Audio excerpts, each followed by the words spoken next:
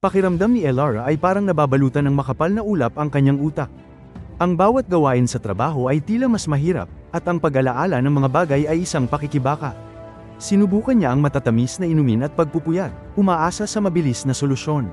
Ngunit ang kanyang isip ay mabagal at pagod pa rin, kahit matapos ang maraming pagsisikap.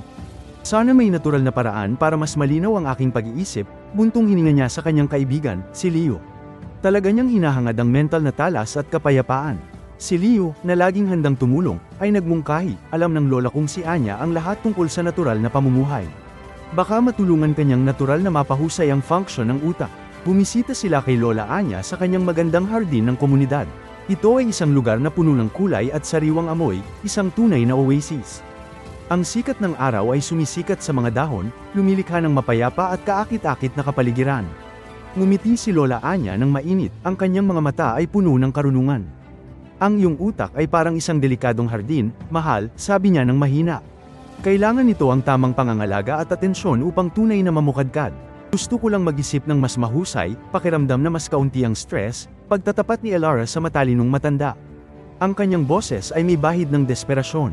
Si Anya ay tumango ng may kabaitan, nauunawaan ang kalagayan ni Elara. Maraming simpleng gawi ang makakatulong sa iyo na makamit ang panloob na kaliwanagan at focus na yon. Una, ang banayad na paggalaw ay mahalaga, paliwanag ni Anya. Ang paglalakad sa kalikasan, paghinga ng malalim, ay nagpapatahimik sa iyong isip. Ito ay parang pagbibigay sa iyong utak ng sariwang hangin upang huminga. Pagkatapos, pagkain. Hindi lang basta pagkain, kundi brain-boosting na pagkain, masigla niyang bulalas. Isipin ang makukulay na berries, leafy green vegetables, at crunchy nuts para sa pang-araw-araw na enerhiya. Ang mga ito ay parang maliliit na superhero para sa iyong mga selula ng utak, pinoprotektahan sila at pinapanatiling malakas. Binigyang diin niya ang kapangyarihan ng nutrisyon na nakabase sa halaman. Ipinaliwanag niya na ang mga berries, halimbawa, ay may mga espesyal na kapangyarihan upang protektahan ang mga selula ng utak mula sa pinsala. Ang mga gulay ay tumutulong na panatilihing matalim ang memorya at malinaw ang pag-iisip. At huwag kalimutan ng tubig, dagdag ni Anya na may kislap sa mata. Ang pananatilang hydrated ay ganap na susi para sa iyong utak upang gumana ng maayos at mahusay. Si Elara ay nakinig ng taimtim, nakaramdam ng kislap ng pag-asa na hindi niya naramdaman sa loob ng maraming linggo. Pinag-usapan din ni Anya ang tungkol sa pahinga, isang mahalagang sangkap para sa matalas na isip. Ang iyong utak ay nagsisikap buong araw, paliwanag ni Anya ng may pasensya.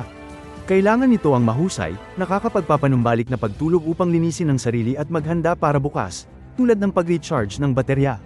Binanggit din niya ang mindfulness bilang isang makapangyarihang tool. Ang paglalaan ng ilang tahimik na sandali bawat araw, pagtutuon lamang sa iyong hininga, ay makapagpapalakas sa iyong utak at mas magiging payapa. Ito ay parang isang maliit, nakakapreskong bakasyon para sa iyong isip, na nagpapahintulot dito na mag-reset at mag-refocus, pagtatapos ni Anya. Tunay na inspirasyon ang naramdaman ni Elara.